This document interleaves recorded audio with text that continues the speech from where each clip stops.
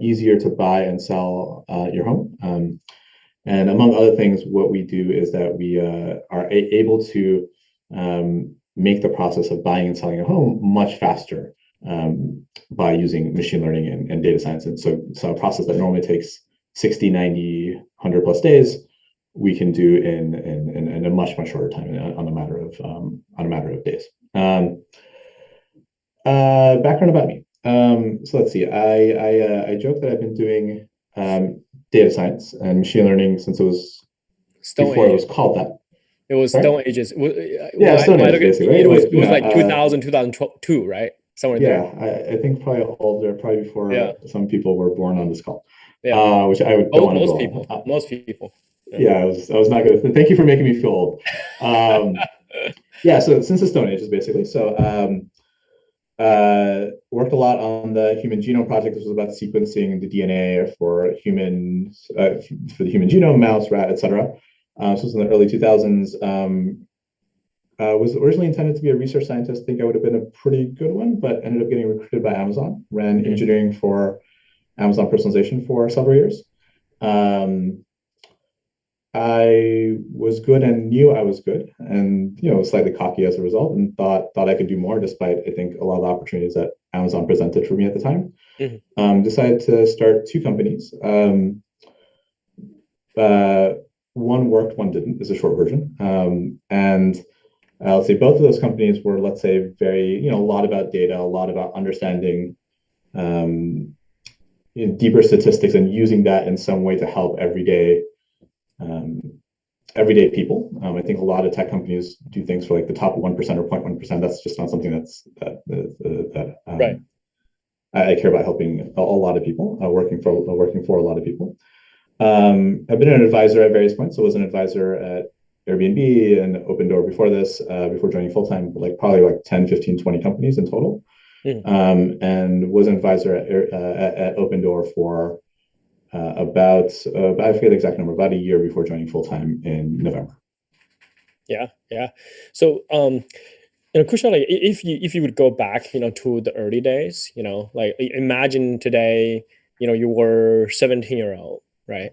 And I want to really ask this question because I think it's relevant, to the folks here. You sort of like triple majored in at UC Berkeley, right? And they seem to be also quite diverse majors. One is biology, cellular biology, and the other one would be computer engineering and also computer science. So, can you talk a bit about your college experience? Like, how did you decide your major? In retrospect, did Yeah, did you did you think you made the right choices? What would you do differently? yeah. That is a very big question. Yeah, sorry, Um, yeah, yeah, it was yeah, three no, I mean questions. that's bad thing. So why don't I give like the top level, and then we can talk about anything. Yeah, I'm pretty much an open book. I'm happy to talk about anything or everything yeah, that yeah, is yeah. interesting for folks. How did I make that decision? First of all, for the record, I do not advise anyone to take the sort of educational career that I took, or educational trajectory that I took. I almost failed out of high school. I had like a 2.9. I was in remedial math for a bunch of time. I had two teachers who really all but physically kicked my butt into shape, and that's Mm. the only reason I have this job today. That's the only reason I got into college, etc. Um, my pitch to Berkeley at the time, so they had these grids when I was applying, which is like your SAT score and GPA, given that there's a probability of getting it. Mine was three, like 3%. Mm. And I didn't know this at the time, but I was basically doing expected value, so I applied to something like 30 schools. And my Mm. pitch was basically, I really, really screwed up. I won't do it again. I promise. I'm not an idiot. I had taken like 12 APs or something, gotten fives on most of them, including ones that were not offered at my high school. Here's evidence that I'm not an idiot. I won't do it again. I promise. Please Right. let me in. And Berkeley bought it. But highly, highly atypical student in a lot of ways. Probably wouldn't work these days, quite frankly. Even if it did, I would not recommend this, if for nothing else, for the stress that you would cause your parents and yourself. It's not a reliable strategy for success. Um, at Berkeley, I kind of stumbled on this by accident. There's a short version. I was in the College of Engineering, and the College of Engineering at some point told me, "Hey, Kushal, it's nice that you're taking all these philosophy classes, but you're in the College of Engineering. You need to take an engineering class." Hmm. Reasonable. The class I took was Introduction to Programming with MATLAB. And the best way I can put it is I was like love at first sight. I was not a good enough student in high school to take computer science and didn't, etc. Didn't know modeling existed, didn't know statistics existed, but had kind of always seen the world in a slightly different way. Which is to say, I saw the world in numbers, and I got bullied a lot in high school and middle school as a result of that. And it just clicked. As soon as I took the class, it was like, oh, this is what I've been put on earth to do, basically.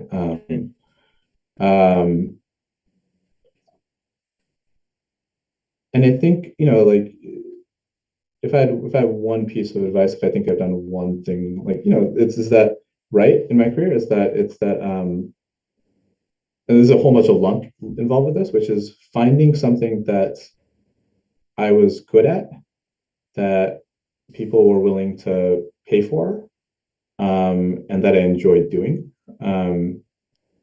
There's a notion in I'm going to get the word wrong, so I actually won't get into it. There's a notion of like these three or four. There's a lot of things that people are good at. There's a lot that any one person is good at. There's a lot of things that they enjoy. There's a lot of things that people will pay for. And if you can find something that meets all three of those, you're really, really lucky. And I was really, really lucky. But you need to find at least, in a perfect world, someone would get all three of these, and that's fairly lucky. You don't always get that, but like you need to find something that has at least two of those three things or three of those three things to really be, I think, be happy in one's career. And that's one thing I did right, I think. Yeah, that's fantastic advice. Actually, that's very similar to the kind of philosophy that we teach to our students, which is basically using data to make decisions. And you talked about, for example, those three different criteria. There, we have actually 7 different criteria, and the ones you listed is actually the major 3 criteria. Yeah. So That's awesome. yeah. So when I look at, for example, like your life at Berkeley, you published also at peer-reviewed papers, right? Peer-reviewed journals, and but somehow you chose not to go to the research route or academia route, right, in natural sciences, but instead you went to Amazon, right? And I can what you wrote in Amazon was extremely impressive too. And I wonder, like, like how did you chose that route? Was that by accident, or you did some research on that? Like, how did you decide on that? Yeah. Complete accident. I didn't want to go to Amazon. One of my friends had interned there and basically forced me to send him a resume, forced me to interview with them, forced me to go with him on the cell trip. And then at some point, it's like, oh, this is actually kind of cool. So like literally, like I was a research scientist, and still think of myself as a research scientist, and that was the original trajectory. And thought of interviewing jobs, et cetera, as a distraction at that time. Yeah. And this guy is like, hey, just send me your resume. Like, what's the worst that could happen, right? You're in an interview, whatever, right? You do the interview. Same thing with the interview. I got selected for interview, and like, hey, just interview. What's the worst that could happen? Got the offer. Just come. Amazon's paying for like a end-day trip to Seattle to just check it out. Like, worst case, you get a vacation. What's the worst that could happen? And the next thing I know, I'm sitting at a desk in Seattle. There's this notion of I think anyone who's successful, I think if they really think about it and are honest about it, is there's a huge element of luck in it. That's not to say it's all luck. Like, I've obviously worked very hard and continue to work very hard. But there's, I think, this notion that I'm going to maul the quote, but luck plus the prepared mind is what equals success. Absolutely not the quote, but that's something like the quote. And so I was prepared. I saw what ended up being the opportunity, and I took it. And I think that's always something you have to be open to in your life. You have to have the plan. Like, not having a plan is a solid way to not be successful in whatever way, or not be happy in whatever ways that is important for you. but you also have to be willing to look at the plan and say like, oh, interesting, I didn't expect this. There's always something unexpected that happens. But this actually gets me to what I think I want in a faster way, better way, safer way, etc. And I think that's how Amazon played out for me. To answer to the more specific question, I think Amazon was an incredible opportunity for me because it was the same sort of work. It was the same, again, but I think in research, like at best, you can hope for, if you do something really amazing, at best in computer science, you can publish a paper in like 6 months or 12 months. Like that's roughly how long it takes to know whether something worked. That's even you're lucky. Yeah. Yeah. So that's optimistically, right? And at Amazon, like I'm really proud of what my team did, but it wasn't crazy. Like what we were able to do was like go from like literally crazy idea in the shower to like a customer, like a test in front of like an A/B test in front of customers. Happy to talk about A/B test if folks don't know what it is on the call. A/B test in front of customers in like 2 weeks, which doesn't happen. It's a top, it's like a top 1 percentile to 3 percentile achievement, but it's not crazy. And I was never going to be able to go back from a 2 week, like knowing if an idea was right in 2 weeks to a year. I was just the kind of person I am that it was never going to happen. Mm-hmm. Mm-hmm. Now, one thing I really wanted to understand here is when you look at your experience at Amazon, not only is technical, but it's also leadership, right? You mentored a lot of people. Obviously, you led the design architecture of the recommendation engines. I'm very curious about, back in 2005, 2007, for example, the recommendation engines, like what was the kind of system at the time at Amazon?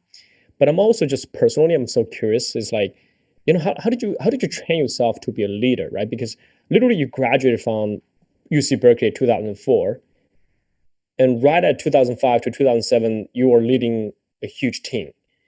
What are the things that you sort of like you did to prepare yourself for that?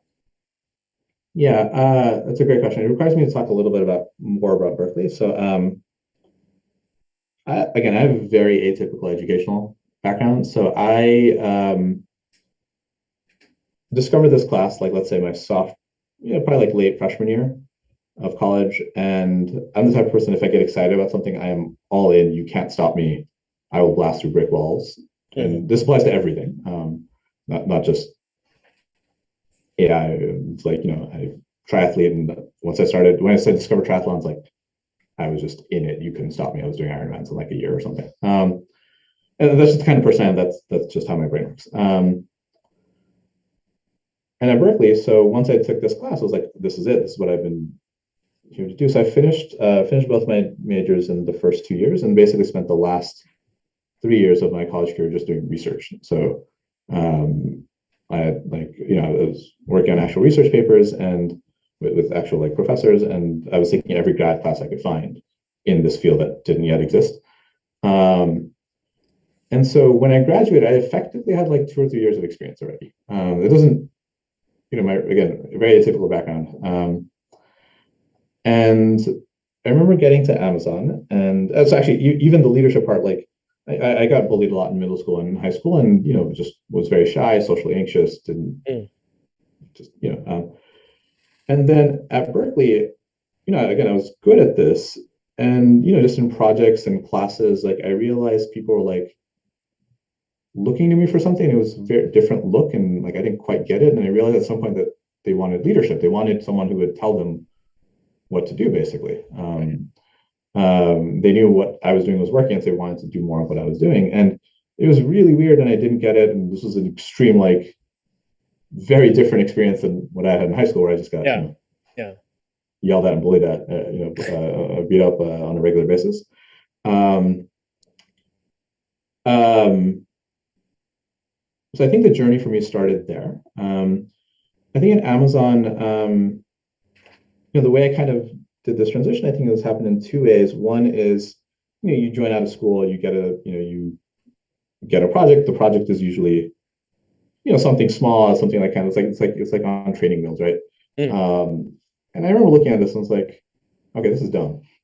I'll do this. You asked me to do this, but this is, in my opinion, dumb. But I'm also going to do something else on the side. And it was something that I was excited about, something that I think made a lot of sense for the company, and it ended up working. I'll spare the details. And I think people were really astonished, and it kind of just like set out, like, hey, this guy's a month in and like coming up with ideas and building the idea that no one else has done. It's a way to make a mark, right? And I think the same thing started happening, which is that even well before like I had any official promotion or anything like that, I think people were looking to me for guidance and leadership. I think that is actually a very important skill, and that's something I continue to, I'm a much better leader than I was back then, but it's something that you still continue to learn every day, and something that you practice every day, not something you just learn once and get over with. Right. But I think working with other really smart people, I think it kind of builds it out of you. Like I had coaches, I had mentors that really took me under their wing to really teach me how decisions were being made at the highest levels of the company. I proactively asked for other mentors to really understand how I should, like the culture at these sorts of companies is different than what I've grown up with. I've grown up in a somewhat lower middle class context. Yeah. And so learning the etiquette, learning how to have these conversations, having mentors who trusted me and believed in me, were, I think, really all important things of kind of like making that transition. Yeah, that make a lot of sense. I'm curious. I'm pretty sure also, folks, like teachers here, they are very curious, about, for example, like you have done quite a bit ML right in the beginning, right?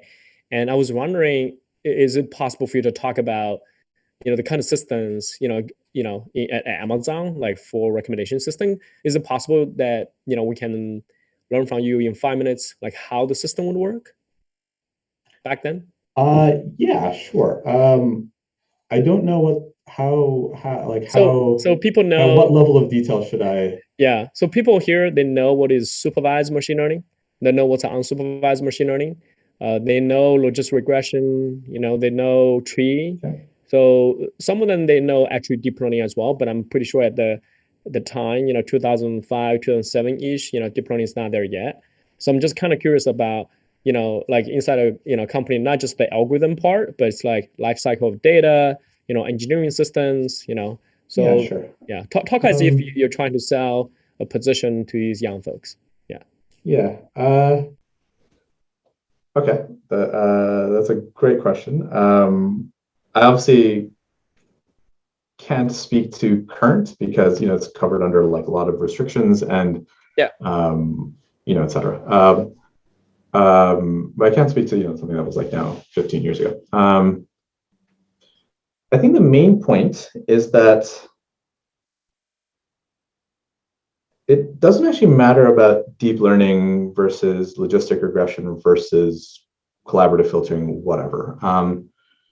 I think what really matters is understanding the fundamentals. And so I'll explain at the fundamental level, and then I can put in some of the details as maybe helpful. So recommender engines at Amazon were founded, and I was like part of the early team that helped build this out. Can't take credit for being the person who invented them, but let's say I was the second or third lead on the team that drove this. The fundamental observation of founding, like the first recommender engines at Amazon were, what correlations do we see between purchases that are unexplainable by random noise? That's all it is. Everything else is details after that. So if I know that 2 books are being bought by customers at X rate per week and Y rate per week, what is the probability that I would expect to see them being bought together at Z rate, right? And if Z, you can do the math, etc. If Z is much greater than what you would expect randomly by X and Y being bought together, bought separately, then you say that, hey, there's something interesting here. There's something weird going on that I can't explain. And I claim that this is worth showing you because that's often an indicator of a deeper relationship. Sure. There's a whole bunch of stuff after that in terms of p-values, in terms of like collaborative filtering, in terms of how you calculate that. But again, those are all details. I'm going to come back to this because it's actually really important, like how you think about modern ML. And so given that observation, the question becomes like, how do you now build this end-to-end thing that actually works, right? So we obviously have the purchase data, and so we could see like what the independent rates would be. You can do a stage, like calculate all the pairwise correlations that are unexplainable by random noise, that are at sufficient volume, that meet certain criteria, that like a G-rated book should never recommend an R-rated book, stuff like that, things that you would imagine. And so you now have this set of relationships now. And so now the question becomes like, how do you, for an actual person, which is not a relationship between items, for an actual person, how do you generate this in a way that is fast enough, basically, and accurate enough? To give you an idea, the sorts of things that we talk about here are latency, which is how long does it take from the time that you make a request to the time that it is shown, like what is the number of milliseconds, or in this case, milliseconds, between the beginning and end. And the second is a notion of 2 nines or 3 nines or 4 nines measure. So like one way of measuring latency is the average. Turns out it's actually a really bad measure in a lot of cases like this. And so you instead ask the question like, on average, so not on average, like if I look at 1,000 requests, what is the worst 1% of requests that were responded? And that's considered like a 2 nines, it's 99% obviously, 2 nines latency measure. So we're talking about 2 nines, 3 nines, 4 nines SLA, 2 nines, 3 nines, 4 nines requirements of response in like 300 milliseconds, roughly, is what we're talking about. Just say quite fast, actually. So how do you do this calculation for hundreds of thousands of people in the worst 1% of cases responding less than 300 milliseconds? Now, how do you just do this, right? It turns out the way that we did this that worked was that we can look up someone's purchases very quickly. It's like something that takes 10 milliseconds. Let's say they have like a couple thousand purchases, a couple hundred, whatever. For each of those, you can, so this is like, let's say, background information retrieval. 2 is given the background information, generating all sorts of candidates, which is now looking at any individual purchase. What are those disproportionate relationships that are unexplainable by random noise? So generate a bunch of candidates, score them. So now, like, given all the information that we have about this person, given the relationships, let's score any one item. And then 4, let's filter them for things that they bought in the past, things that, et cetera. And so it turns out that you can do all of this on average in like 100 milliseconds, let's say. And we don't have to get into the details of 3 nines and 4 nines, but like basically occasionally would allow for mistakes that would take a couple hundred milliseconds more, basically. Right. There was one point that I made there that's really, really important that I wanted to come back to, especially for this audience. So there's a lot of advances in AI, ML technology, but I think the one thing I would emphasize over and over again is that the fundamentals are what matter. Knowing logistic regression is nice and it's important, but you need to understand why logistic regression works and why it doesn't work, because there's going to be lots of cases that it doesn't work in, and you need to know when to choose something versus the other. Like if you think about like at a very deep level, in my opinion, like humanity is kind of distinguished from other species by like building tools. And, like the classic example is like, apes invented like being able to put a stick into an anthill and pull out ants, right? Yeah. But that's a stick. It's not a tree branch, because if you use a tree branch, you put in an anthill, the anthill would break. Right. And so the same thing applies to logistic regression. Logistic regression is just the fancy version of this stick you stick into an anthill. And so really what we are distinguished by as Homo sapiens species is knowing what tools are good for which jobs. And you can't do that unless you understand why certain tools work in certain ways. And you can't do that unless you understand the fundamentals. So specific tools are very different now than they used to be 15 years ago. But the fundamentals are still the same. P-values work in the same ways. Central limit theorem works in the same ways. Those are the things that especially at this stage, that are really, really important to understand. Yeah, for sure. I can't help it, but also like wanted to ask you this question, just to build up on what you said. Looks like we have to look into each algorithm, understand, why it works, how does it apply to different scenarios. But the system you just talked about, for example, having that kind of, matrix, right, or building, those candidates, what or not. This sounds like an incredibly like, complex data engineering problem as well. So can you talk a bit about engineering versus data science? How should one prioritize one versus another? Is there a way to prioritize, or should we get good at both? What's your strategy to be the best? Yeah, you mean in terms of personal skills, or do you mean in terms of like a company? I would go at personal skills first. Yeah. Yeah, great question. So I would say data as a whole breaks down into three fundamental sub-disciplines. One of them is data engineering. One of them is, let's call it analytics. And another is, the third is, let's say, modeling. Right. When most people talk about data, what they refer to as the third one is the modeling, machine learning, deep learning, etc. The other two are equally important, I think, is a short version. And you can't really do one without the other. And if that means you're on a team and someone else is doing it, maybe that's fine. But realistically, you're still going to have to understand at least some of it. You're probably going to have to do at least some of it. So you need to understand all of it, basically. You need to be able to ask the right questions, etc. So sorry to interrupt, but could you actually tell the students a little bit, like, those three things, how does that, directly apply to the Amazon case? Yeah, sure. Yeah. Maybe I should even go one deeper on what each of those mean. So data engineering is, I kind of have my shorthand, but that's not appropriate here. Data engineering is, I'll just go with shorthand because is plumbing.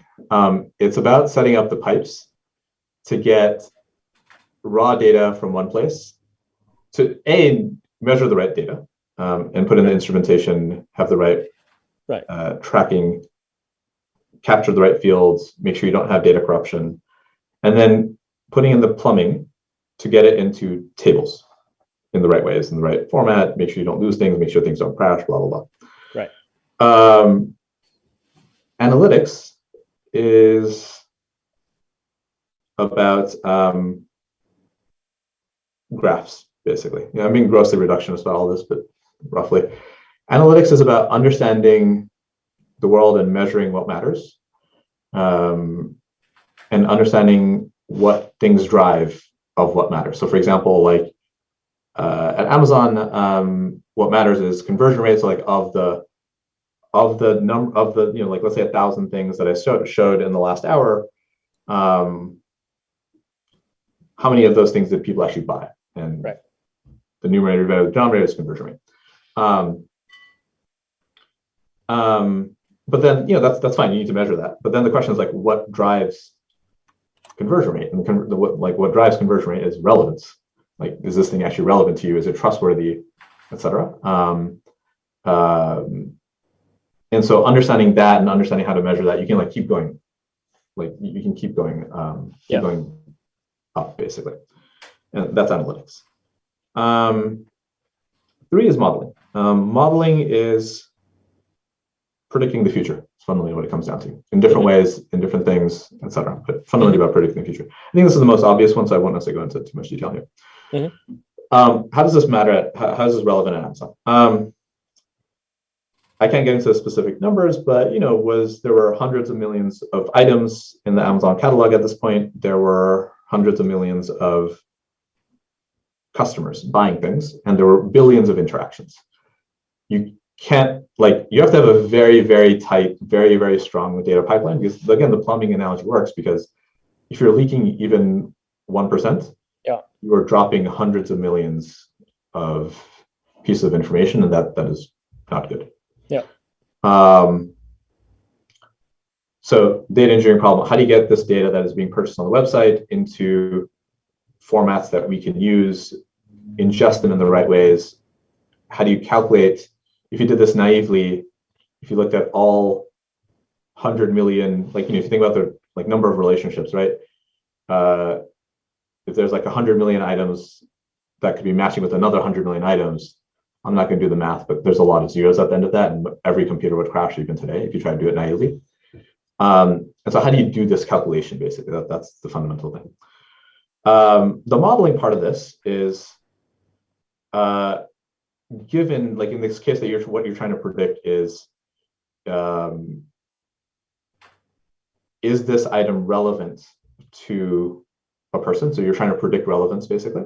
Yeah. And at the the way I explained the original point was that you're also trying to to decide what is not just relevant for a person, but what is relevant for this particular item. Like, what are all the other items that are relevant? And this is fundamentally a prediction / modeling problem. Analytics then becomes kind of the example I already gave, which is, hey, we want to track conversion. That's clearly what matters to the business. But then what drives conversion, which is relevance, trust, and non-obviousness, roughly 3 things that matter for recommender engines. Like, how do you decompose that further, et cetera? Yep. So, awesome. Yeah. So I can stop there. Oh yeah, this is great example. Like, the kind of thing is, you have so much interesting experiences.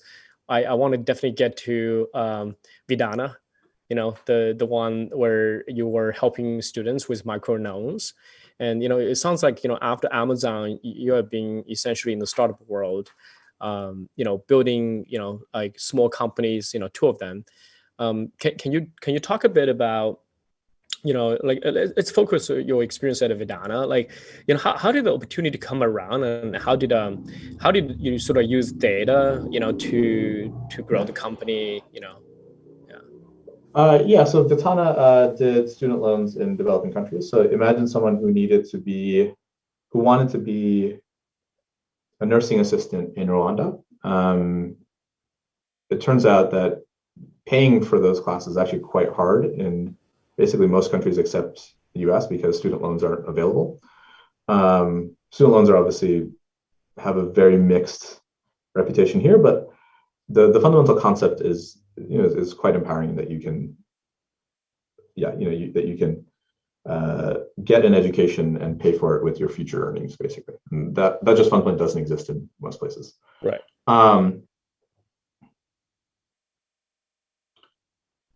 The opportunity, for, I think, startups, the opportunity doesn't really come around. It fundamentally is like something that you have to make happen. So I had left Amazon by this point. Given some of the history that I mentioned, like I had a couple of teachers who were really, I think, foundational in my life, and I would not be here without them. Like, education is something that always had mattered to me, fairly fundamentally. And Dr. Yunus had just won the Nobel Prize for microfinance, and given my background, given my experience with education, how formative it had for me, like I asked the question of like, hey, why don't we do microfinance for education? And everyone told me it was stupid, and I disagreed. Like, I knew how much education had been pivotal in my life, and I was like, you're wrong, and I don't see anyone who's going to do something about it except me, so I guess I'm doing something about it now. Right. I started this company with my co-founder, who happens to be my best friend, was the best man at my wedding, also was the single best engineer I'd ever worked with at Amazon, or ever happened to be at Amazon. He and I started together. He has a similar story. He came from the South Side. He came from a not great neighborhood in Chicago.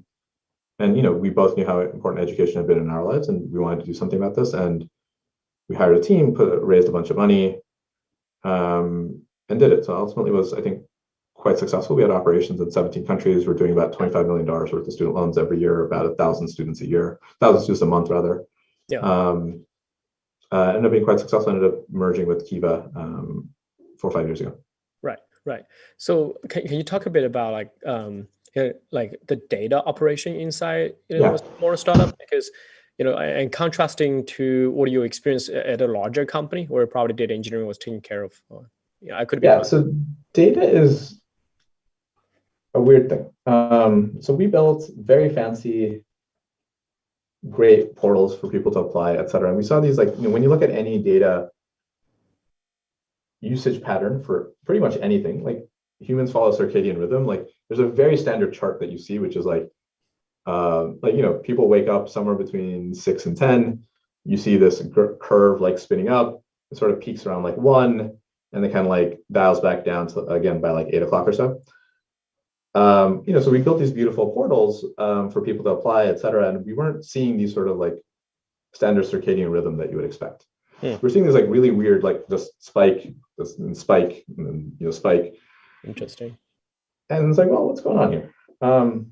So we operate in developing countries, and I don't know how many people here have visited India, Rwanda,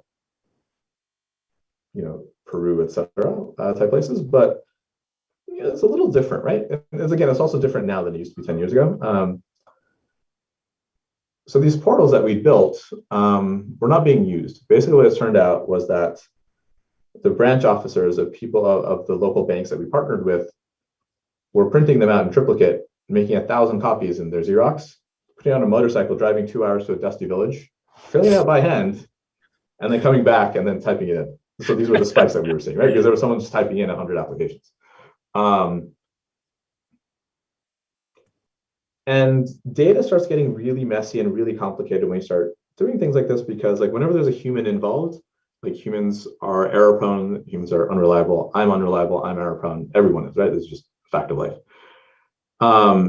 And so you have lots of really messy data. People type out the word TWO as opposed to the number 2, which obviously creates havoc in data engineering rules downstream. So it was a mess, is a short version. And it kind of goes back to like, you can talk a lot, you can talk for years about different underwriting rules and models for risk and things like that. But ultimately it doesn't really matter until you can like get the data engineering right. And we were able to do a lot of the more sophisticated stuff, but I would say like the first years were just about like, hey, how do we just get this data in a way that we can do anything with, basically? Yeah, awesome. So we have another, so we've been talking for 40 minutes, and I don't want to, for example, occupy all this time. I have one more question to ask, but then maybe afterwards we should just turn to the students, and they can ask whatever questions they want to ask. Yeah. So I have a question, which is like, when I look at your bookshelf, it's very diverse, right? So you have engineering books, you have design books, you have product management books, and even chemistry. So I was wondering, like when you're thinking about building up your skill set, like were you, for example, deliberately, build it up, or were you, for example, maybe just pick up whatever that's interesting? Yeah, that's a great question. I think it's really dangerous for people who are further in their career to say that, oh, hey, I had this master plan. It all kind of proceeded to the master plan, because it just doesn't. That's if anyone tells you that, they're just lying, quite frankly. My favorite quote in this context is the Mike Tyson quote, which is that everyone has a plan until they get punched in the face. Sure. And everyone gets punched in the face. It's just life. So no, it was not in any way deliberate.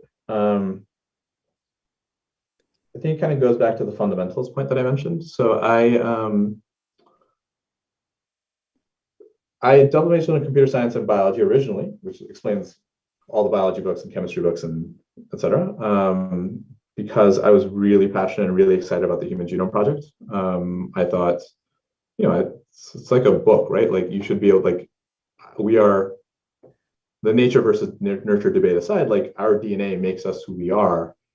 I should be able to just read these 23 chapters and be able to say something interesting about people, and that's really fascinating. Like the AlphaFold must made you pretty happy. Yeah, yeah. And so I was smart enough to understand, and I think that's actually what matters less. I think most people are actually more than smart enough to do this. I don't think I'm actually necessarily a smart person necessarily,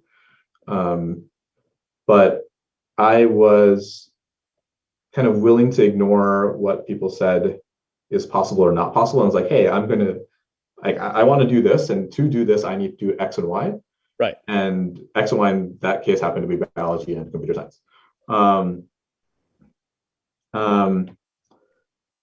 so it was not deliberate. It was deliberate in like a very short-term sense. It was not in any way deliberate in like hey, this is what I want my career to be in like 40 years kind of sense. But then how did you decide to pick, which one to focus and learn? I hated biology. I can see that you majored that, but like yeah, maybe after going through that, you don't like it. Yeah, very much. I did not like. I had ADD. I have always had it, etc. And so like part of a lot of my career, a lot of things I mentioned are kind of representative ADD-ish traits. Which is to say, like, if I'm excited about something, I'm all in. If I'm not, right, it's just not going to happen, basically. Right. Even if it's like hundreds or thousands of dollars worth of finance or whatever. And I had the courage to kind of believe in that I could kind of fill in the blanks regardless of whatever I wanted to do. And so biology, yeah, like I thought the subject material was interesting, but I hated like I did not want to spend like hours at a lab, and given my ADD-ish personality, make stupid mistakes and like, I pipetted 15 millimeters as opposed to 13 millimeters, and now the entire experiment is ruined. I have to redo this for like 7 hours. Just was not appetizing to me. Whereas like with code, it's like, hey, I made a mistake. I can just re-edit this and rerun it again. It's fine. It's not a big deal. And so that was quite an obvious decision to me.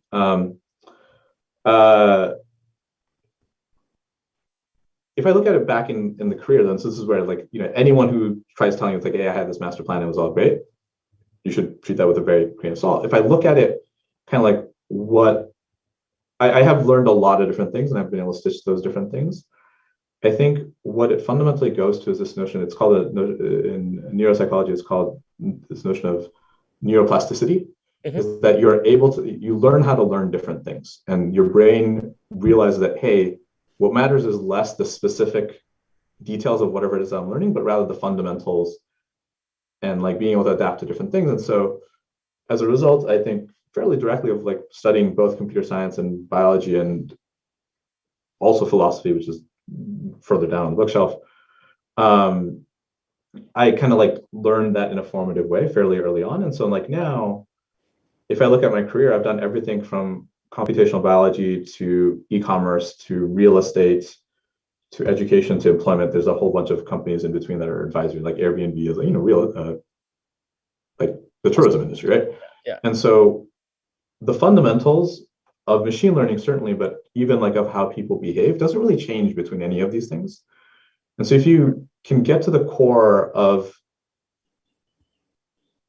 let's say, biology, if you can like tease out how things behave and things work, how people behave, these things end up being very useful downstream in often non-obvious ways.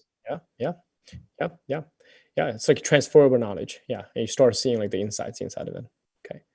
Yeah, I would push it even further. So like for every book I read, I try to remember one thing. I have a terrible memory. So it's just literally like I can read a 400-page book and it's like, all right, here's one fundamental concept I need to remember from this. And then I can remember enough to go look the book back up, but I don't have to remember like, hey, this theorem proves this theorem this way, and here's the details of proof. Yeah. Awesome. Okay, so I can see there's quite a few people ask questions in the chat, but instead of you ask in the chat, I would ask you to maybe raise your hand, tell Kushal which city and state you're from, and then talk about your question. Okay, and you don't have to. I mean, just raise your hand. I can actually see your hands. Just raise your hand, and I can just call your name. Okay. All right, Jackson, please go. Okay, so I'm Jackson. I'm from San Jose in California. So I was wondering, so obviously like technology, it's going to advance further and further as time goes on. And it seems like like a pretty fair amount about it. What problems do you kind of see that could arise from that advance in technology? Like, is there anything that's obvious? And like, how You're do you asking the crystal ball question. Sorry? You're asking the crystal ball question. No, but seriously, like, you're saying like, hey, in like 5 years, like what might technology enable given the trajectory of technology, basically?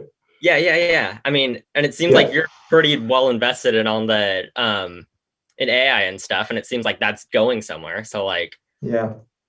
I don't know. Is there That's a anything really, kind of really tough question. If I could answer that, I'd actually still be doing what I would be doing today, but like, people spend billions of dollars to try to answer that question, right? Yeah. I can speak to some trends that I see, and I can speculate of what might happen, but obviously no one knows is the short answer, right? So I think automation is a thing. So things that we thought only humans could do 10 years ago are now being disproven at an increasing rate of what turns out computers or robots can do on an automated basis, which I think will have fairly profound consequences for our economy, what jobs exist, what new business opportunities are. So what do I mean by that? So, 10 years ago, computer vision was really, really hard. It would take PhDs half a decade, and people spent decades on this before, up until like, let's say 5 years ago, where people were like, oh, hey, I can look at a picture of a cat and tell you it's a cat. Like, that turns out to be a really, really hard problem. Was a really, really hard problem. And now it's actually relatively easy. People can do it all the time. Now the problem becomes like, how do you do this on video? How do you do this at a rate that's good enough for self-driving cars? Because again, this is the 4 nines. Like, you only get to hit so many people with your self-driving car before it's outlawed. So you need like 5 nines, 6 nines correctness, basically.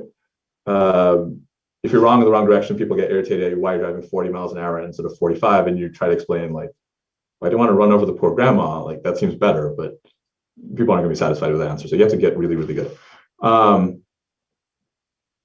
However, it's going to take longer than I think folks thought it was a couple of years ago, but it's clear that the automation is it's going to happen. Other examples of this is that there are now roboticized waiters that are coming out. They're roboticized check-ins, and this is going to fundamentally change the fabric of American and global economy. And I mean this in 2 ways. Right now, a lot of that research of what's possible to do is locked up in PhDs' heads. But if you stitch it together with like what 4 nines computer vision looks like, plus sentiment analysis, it means all of a sudden you can basically start automating massive tracts of the service sector. And what does the world look like where half the waiters, baggers, order, like receptionists, so jobs don't exist anymore. Those are replaced by robots. Truck drivers. Yeah. Oh yeah, I didn't even, like truck drivers, cab drivers. Like, the world is going to look massively different. Just playing on the truck stop case, right? Oh, the truck driver case. You don't need truck stops if it turns out like 80% of your drivers are robots. You just don't need truck stops anymore. So like, that has like massive downstream effects of like what the economy looks like. Now, this is probably not going to happen in 5 years, but is it going to happen in 50 years? Probably. So I have a young daughter. She's like about to turn 2, and if I think about what I'm going to nudge her towards, it's like, look, I don't know about any one skill. I don't know about any one problem, and I can't predict on her time scale, which is 50 years out, what's gonna happen. What I can predict is like, I believe this automation thing is a real thing. It's just a fact of life. It's going to drive massive unemployment. It's going to change the problems that matter. It's going to change how businesses operate, et cetera. In which case, what really matters, in my opinion, is math and empathy. Like, the service sector is not going to ever completely go away. Empathy really matters in running teams. It really matters, and this is the matters in like interacting with people. Like, we are social creatures. You have to know empathy. You have to be empathetic, rather, and math. Like, I think a world where 30 years ago that you could sort of like get by as a salesman or woman, just by being really good at it, is like you still have to now all of a sudden, even if you're a salesperson, you have to like understand how funnels work, which is fundamentally a data analytics question, etc. So I would, if it were me, I would bet on automation as a specific trend that's going to create a bunch of different problems that matter. Yeah. If it were me, I would bet on empathy and math to be uniquely positioned against this massive trend. Well said. Well said. We even think like teaching eventually will be replaced by AI. So that's something. Yeah. Yeah, I have lots of personal opinions about that, but I think it is clear that I think there will be a lot of assistance coming from automated providers of education. For sure. Chloe, you had a question. Hi, yeah, I'm Chloe. I'm from like the Bay Area, but I go to school in Connecticut. But I had a question, like as a high school student, and I'm assuming a lot of the other kids on here are high school students too. Like what was one of the classes that influenced you the most, would you say? Like there's so many things you can learn, whether it be like all the different coding languages, like there's so much available, but like what impacted you the most? Because as you talked about, like there's so much adaptability. You honestly, like in the future, I have no idea what realm of computer science or anything that I might go into. So there's so many things you could know. Yeah, I saw your question. I love the question, for the record. I was gonna pick it out either way.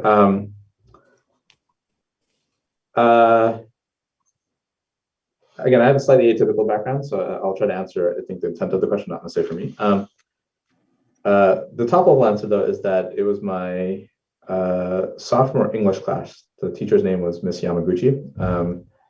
And there's one line that she mentioned at some point in the year that just stuck with me, which is like, I don't care if what you think you wrote was clear. If it's not clear to me, as your reader, it's not clear. You as a writer don't get to decide what's clear. I, as a reader, get to decide what's clear or not, right? And especially, I think, in technical fields, people grossly underestimate the importance of writing. It doesn't matter if you came up with an amazing analysis. If you can't explain it to someone, no one cares. Like, it's just like, certainly in a business context where everyone's really strapped for time, but also in general, like if you can't explain it, it just doesn't matter. Like Einstein could have come up with, if you couldn't explain it, it just doesn't matter. And I think, Miss Yamaguchi just had that one pithy summary, like that stuck with me, like 20 years later now. So if I had to pick one class, it would be that. But I don't think that's the real intent of your question. I think I would say, to answer the intent, as I understand your intent, I think it goes back to this point about fundamentals. So I would absolutely not, like, if you have an option to take like 5 programming languages, don't. It's just not worth it. Learn one, learn to understand why it works, understand how like it enables certain things. But to the extent that you can understand, like, let's say, just using that example, the programming language, understanding one programming language is super important. Understanding how computers work, like really kind of understanding it in a deep way, understanding how data structures work, understanding how algorithms work. So like, go deep and to understand the fundamentals as much as you can. And at that point, the question becomes like, how many different fundamental concepts can you learn? If it were me, I would pick psychology. I would pick statistics. I would pick just one computer science thing, like go deep again. All these matter that you have to get to the fundamentals. Writing, certainly, communication, certainly important. But yeah, I would, like, if you abstract out what I said about the book, right? Like each of these books, I literally learned one thing from, maybe 2 or 3 if it was really, really important to me. But like, if you think about your life as a collection of what are the fundamental concepts that you've learned, I promise you will be able to apply them in new and powerful ways for whatever it is that you want to achieve. And what everyone wants to achieve is different, but like, you need to like over time collect those fundamental concepts. Mm-hmm. And that, I think, is, if I look at what I've done in my career, it's fundamentally that. Yeah. It's a great answer. Thank you. All right. Anybody else got questions? Raise your hand.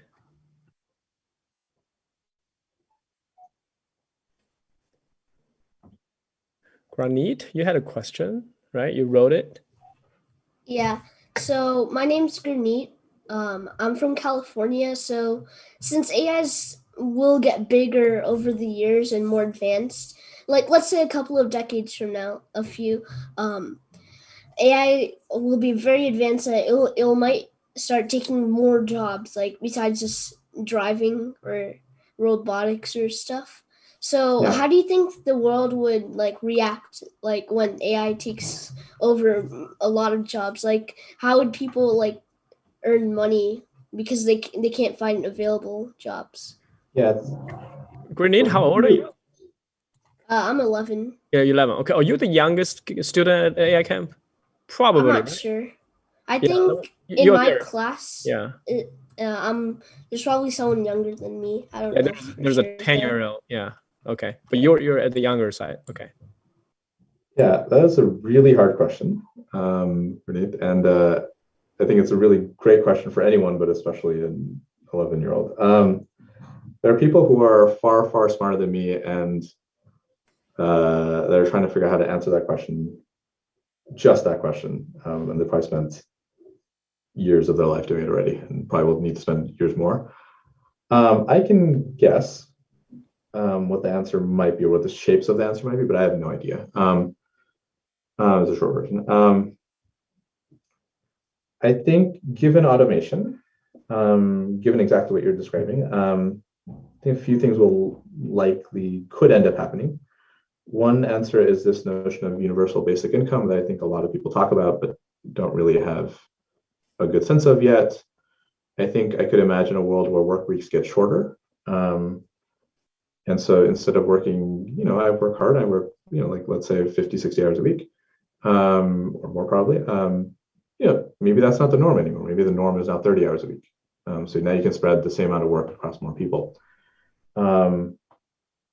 I think another part of this is probably regulation. So there might be things that we just don't want robots doing, or we want people to be involved in different ways in doing them. I think what's really important to note here is that like this isn't just about money, right? Like I think people, it's a question of money, it's a question of trust, it's a question of do we like trust a robot to do this thing? I think it's a question of pride of work. I think a lot of people, including myself, don't necessarily work. Like, sure, the money is important, but we work because we love what we do and we want to feel independent and empowered and take pride in what we do. So it's a really, really complicated question. If I knew had the answer, I would. Again, still be doing the same thing, but it's a very hard question. Do people still will have to label data? Sorry, can you repeat that, Michael? Sorry, I was just joking. Sometimes we have a project and students, they have to label a lot of data, and there are certain times for example, like we have students like spend 15 hour in the last 24 hour labeling data. So yeah, you'll probably still have to do that. Yeah. Maybe less, but maybe less. Yeah, hopefully. Guys, time's up. This really flies through, right? So we didn't even get to, for example, the Opendoor, where Kushal is helping right now. We didn't even get to Airbnb, all these famous companies, but hopefully we learn a lot during this whole process. Can we please give Kushal a round of applause? Just show our appreciation or respect that you're here, helping us learning all these things. We really appreciate that. Yeah. And thank you. Like, I love the questions. Michael, thank you for putting this together. Like I said, like I wouldn't be here without my teachers at every stage. And things like this are super important for not everyone here, but also just like, this is the future, right? This is how we all succeed, basically. So I was super excited, happy to help. If anyone has questions, please feel free to email me. My email is kushalc@opendoor.com. So first name, last initial. Happy to help as much as I can. Yeah. So Kushal, I'll connect with you later, just to follow up. And, I'm sure there are going to be a lot of exciting things at AI Camp I would love to tell you about. For example, this year, we actually set a goal to reach to 10,000 students and teach them about AI. This is going to be a national thing, and hopefully, this group is going to only grow and larger and larger. So appreciate your time here. Really love it. Yeah. Thank you, everyone. Have a great rest of the day, and feel free to send me an email if you guys have any questions. Yeah. Bye, everyone. Bye, Gabi. Bye, everyone. Bye-bye. Have a good day. Bye-bye. Thank you. Thank you very much. Yeah. Thank you, Axel, for setting it up. This is awesome work.